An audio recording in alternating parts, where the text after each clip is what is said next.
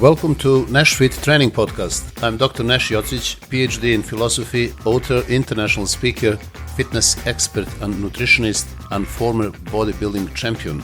In this podcast, I will provide you with proven and effective strategies that will help you lose fat, build muscle, and completely change your body composition.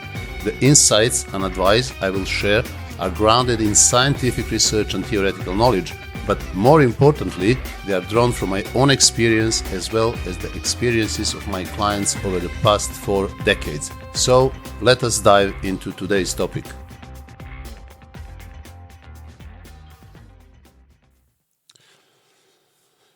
Hi guys, welcome to my YouTube channel and also to my podcast. As you know, this is a video podcast, so you can enjoy this video podcast either on your phone while you're driving or in the bus or in tube, or also you can watch this on my YouTube channel. So today I would like to talk to you about a very common topic, which is 3 reasons why your muscles are not growing related to training. Training mistakes can really kill your muscle gains. This is not doubt about it. A lot of people are experiencing that in their everyday experiences in their lives because they are trying hard.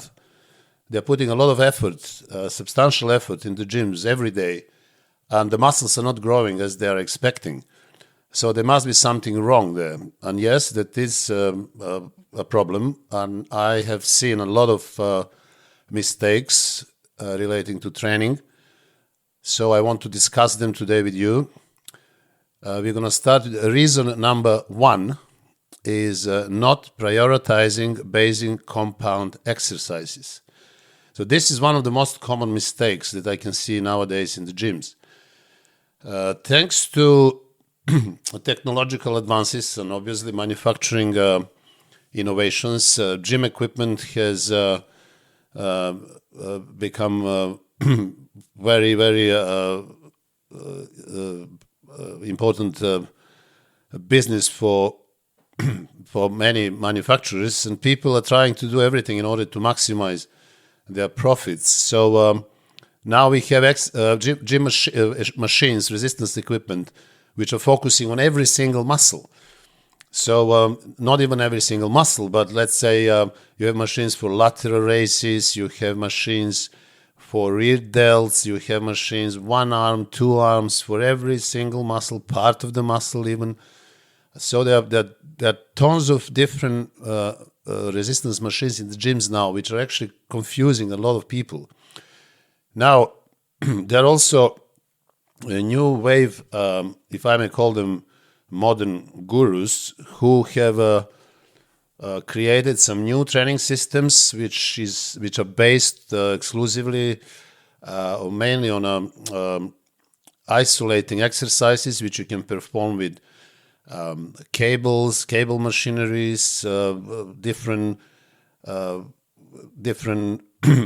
particular pieces that will focus on, let's say, only on your glutes, only on your outside head of the triceps, inside head, this particular muscle, that particular muscle.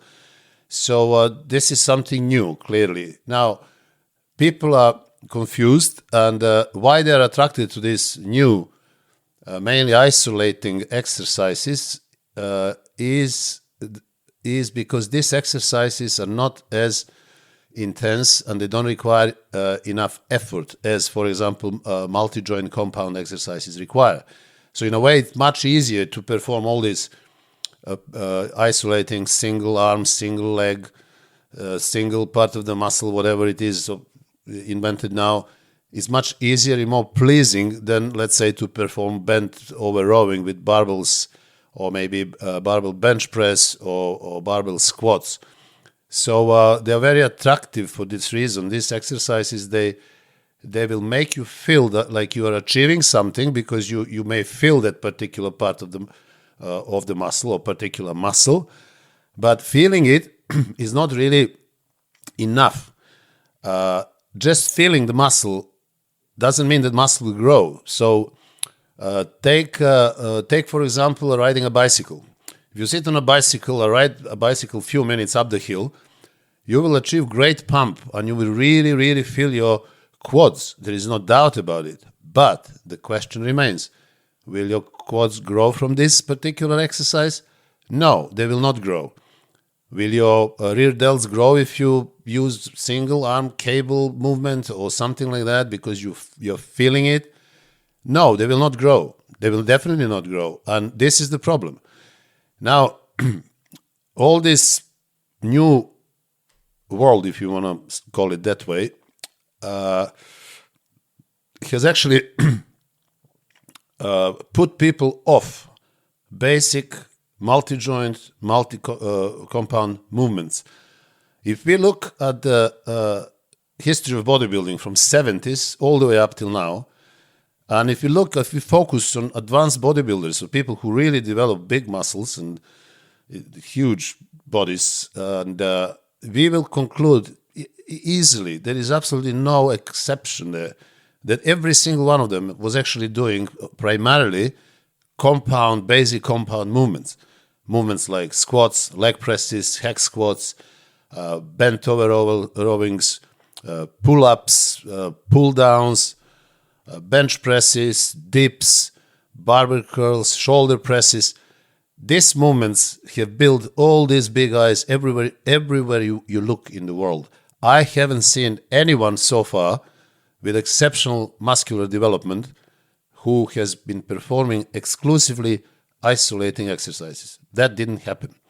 And I don't think it's going to ever happen. Now, not prioritizing, avoiding these basic compound exercises, I believe is one of the major reasons why many people don't see results when it comes to muscle growth. Now, don't get me wrong, you will still see these advanced bodybuilders using isolating exercises, but they will not be the main choice in their workouts. They will be complementary exercises, like, for example, people will use leg extensions, advanced bodybuilders, to warm up their legs and their knees before they start doing squats or leg press. Or they will use some isolating movements, for example, for chest, like cable crossovers or pec deck machines, in order to reach that maximum pump at the end of their session after they already have done 3 or 4 compound movements. So beware of that. Neglecting and not prioritizing basic compound exercises is probably the most important reason why your muscles are not growing as you are expecting. Now, reason number 2 is overtraining.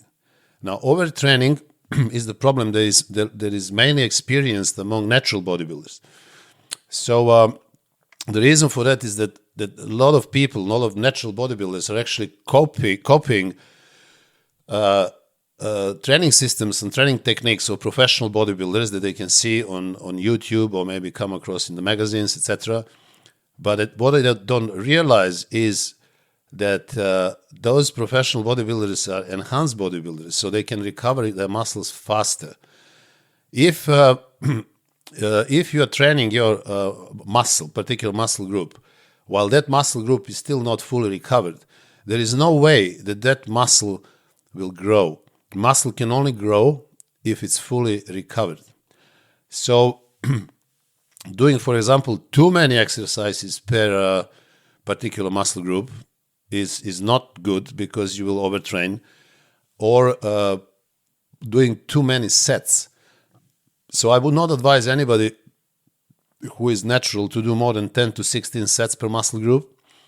And training that you have witnessed, which is anywhere from 20 to 30 sets, is usually only beneficial for enhanced bodybuilders, because they can recover much faster. Also, copying training techniques of professional and advanced bodybuilders, like force reps, negatives, rest pose, etc., These training techniques are very advanced, and if you're natural, I would not advise you to do anything like that. Or if you do, maybe you do this every 3 to 4 weeks for a particular muscle. For example, if you do chest and you want to do a few force reps in 2 or 3 movements, compound movements, you can do it, but be very careful and don't do it in the next 3 to 4 weeks. So regarding enhanced bodybuilders, they can also overtrain. There's no doubt about it. Now, the reason for that is regardless of the powerful exogenic compounds that the advanced bodybuilders take, those compounds can recover the muscle tissue much faster, but they are not effective in recovering connective tissues like tendons and ligaments and also nervous system.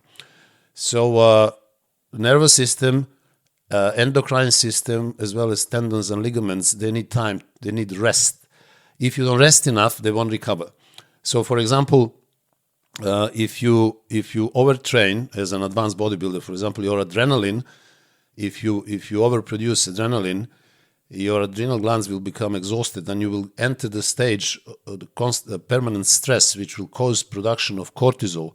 And this is probably the last chemical that you want in your body if you are aiming to increase muscle size. So you need to be aware of that. So all these steroids and growth hormones, yes, they can recover your muscles, but they won't recover your endocrine system, your nervous system, and also, especially, connective tissues like tendons and ligaments. And this is why we have seen so many times, unfortunately, among professional bodybuilders, horrific injuries in which these people have actually torn their tendons, usually chest tendon, biceps tendon, triceps tendon, quad tendon, etc., etc. So these are obvious results, most extreme examples of overtraining among professional bodybuilders. Now, reason number 3 is wrong form. I have often emphasized the importance of good form in performing resistance exercises. What many people often do not understand is that intensity implicates good form. We cannot possibly talk about intensity, productive intensity, without considering good form as an essential part of it. So what it means if somebody puts too much weight, for example, on the bar and performs squats using bad form. So that particular individual will put a tremendous effort. He will do this with extreme intensity. He will move the weight from point A to point B, but that intensity will not be productive. Actually, that intensity will be counterproductive. It will burn endocrine hormones, it will tire the individual, but the force which was aimed at quadriceps won't be there. The force will actually shift somewhere else because the bad form will drive that force away from quads and usually on the back and especially on the lower back. So this can be seen in many different exercises. People often do wrong form performing, for example, bent over rowing, shoulder presses, bench presses, deadlift. They're putting tremendous effort, but that is not intensity that I'm talking about. All I'm interested in is productive intensity. So if you perform something in good form, maybe even with lighter weights, but you are hitting the targeted muscle. So the force is causing mechanical tension exactly where you want it to be. So if you do squats, you want it to be on the quads, not on your lower back, on your upper back. And this is another reason why people don't experience good results in growing muscle, despite the huge effort that they put into their training. The main cause of wrong form, apart from lack of knowledge in anatomy and biomechanics, is the desire to lift as much weight as possible. I don't know when this came from.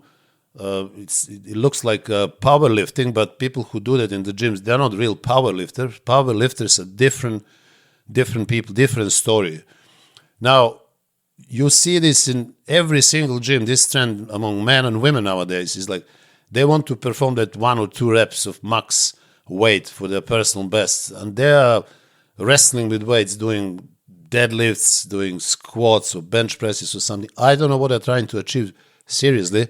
If the goal is to achieve personal best in performing these particular exercises, fine, but that will not grow muscles. So another thing is that actually the risk of injury is going to increase dramatically.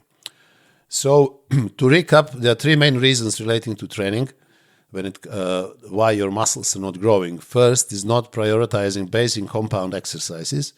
Second reason is overtraining, and the third reason is wrong form. So I hope you have got a message and you will pay attention to this when you plan or you contemplate your training system, your training techniques. So if you're interested in a more detailed explanation about most effective training systems and training techniques, best strategies for fat loss and muscle building, as well as healthy diets and nutrition that will help you achieve your goals, please visit my website, nashfittraining.com, where you will find my ebooks, which cover all of these subjects very much in detail. So you will benefit a lot if you are interested in that. On my website, you can also find other services that I provide, like telephone consultations, personalized training and nutrition programs, as well as personal training and online personal training. So I hope you have enjoyed this podcast, video podcast, and if you did, please subscribe to my channel. And also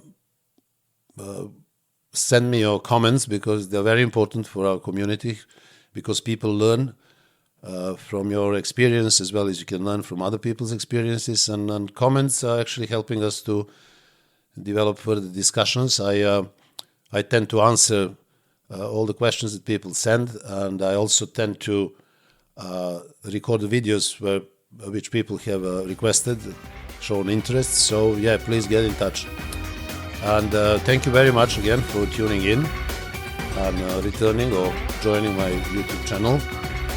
So I wish you all the best, and I will see you in next video podcast.